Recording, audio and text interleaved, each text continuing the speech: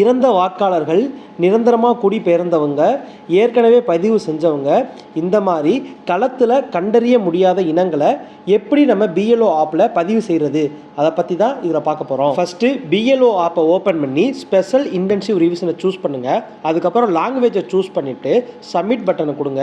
அப்புறம் ரெண்டாவதாக இருக்க ஃபில் எனுமரேஷன் ஃபார்மை சூஸ் பண்ணிங்கன்னா அதில் ஸ்கேன் கியூஆர் கோட் இருக்கும்.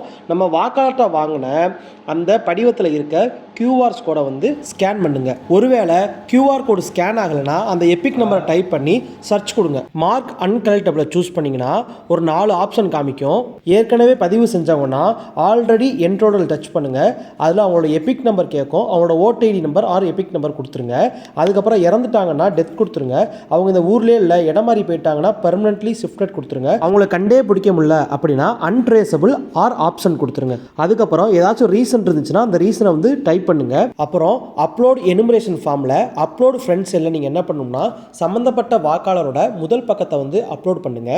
அப்லோட் பேக் சைடில் உங்கள் பிஎல்ஓ ரெஜிஸ்டரில் சம்மந்தப்பட்ட வாக்காளர் பற்றி தகவல் கொடுக்குறாங்க பார்த்தீங்களா, அவங்களோட கையெழுத்தை வாங்கி பேக் சைடில் நீங்கள் அப்லோட் பண்ணிடுங்க. அப்லோட் சப்போர்ட்டிங் டாக்குமெண்ட்ஸில் ஒரு வாக்காளருடைய இறப்பு சான்றிதழ் இருந்துச்சுன்னா அந்த டாக்குமெண்ட்டை நீங்கள் அப்லோட் பண்ணலாம்.